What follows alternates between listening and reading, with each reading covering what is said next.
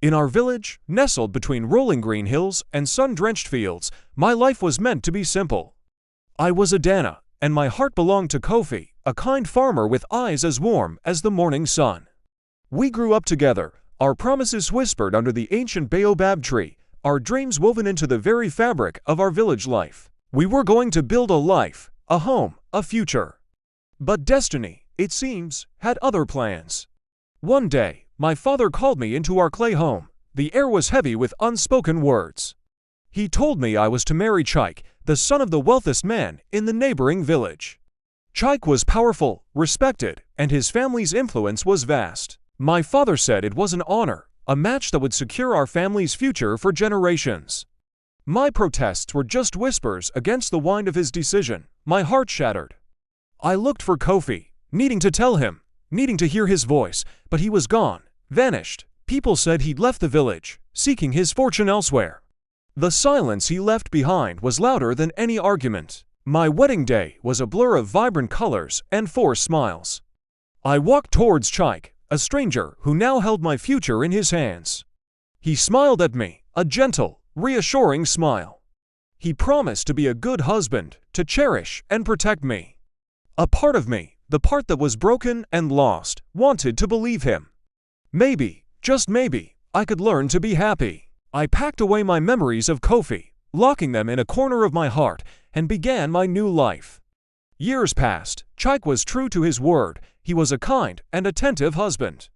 We had a son, Obi, a bright, joyful boy who became the center of my world. Our home was filled with laughter, and slowly, the ache in my heart began to fade. I accepted my fate. I learned to care for Chaik, to respect him. The love I once felt for Kofi transformed into a quiet affection for the man who was my husband and the father of my child. I believed we had built something real, something solid. But the past is never truly gone. It waits, lurking in the shadows. One evening, a traveler arrived in our village, a man with a weary face and stories from distant lands. He sought shelter at our home, and as we shared a meal, he spoke of his journeys. He mentioned a man he'd met, a farmer from our very own village who had been cheated out of his family's land, forced to leave everything behind. The traveler described him, and my blood ran cold.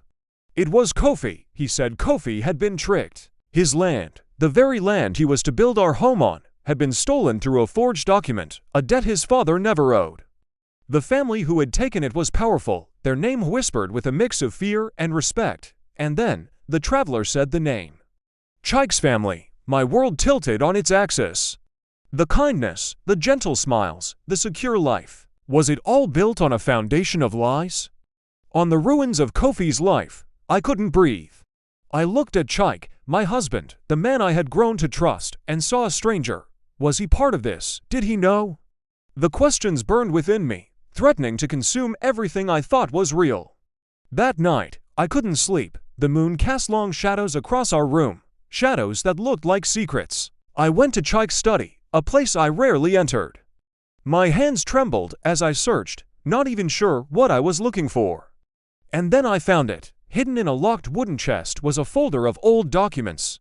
My fingers fumbled with the clasp, and it sprang open.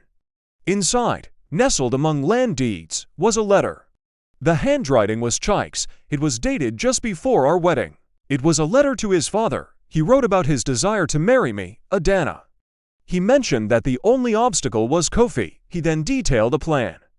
A cruel, calculated plan to create a false debt against Kofi's family, to force him off his land, to drive him away so that he, Chaik, could have me. Every word was a dagger to my heart. He hadn't just known, he had orchestrated it. My marriage, my son, my entire life was a lie, born from the deepest betrayal. The man I had shared my home and my life with had destroyed the man I had loved.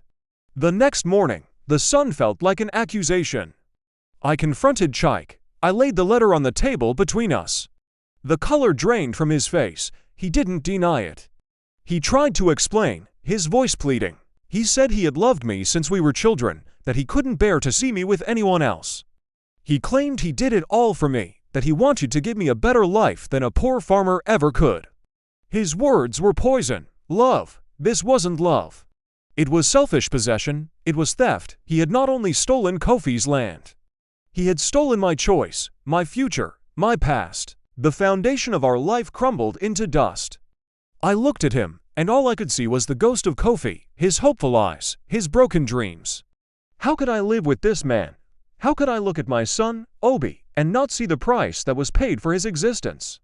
The love and security I thought I had found were a cage, gilded with deceit. Just then, as the weight of it all threatened to crush me, a figure appeared at the edge of our compound. He was leaner, his face etched with hardship, but his eyes were the same. It was Kofi. He had come back. He had heard the traveler's stories and returned not for revenge, but for answers. He stood there, looking at me, at Chike, at the life that should have been his. The three of us stood in a triangle of pain and betrayal, Chike filled with panicked regret. Me, torn between a past that was stolen and a present that was a lie. And Kofi, the victim of it all, his presence a quiet judgment. What happens now? Can a home built on such a dark secret ever truly stand? Can a heart, broken by betrayal, ever be mended? I didn't have the answers. I only knew that my life, the simple life I was supposed to have, was gone forever, and a choice had to be made, not just for me, but for the future of my son, and for the truth that had finally come to light.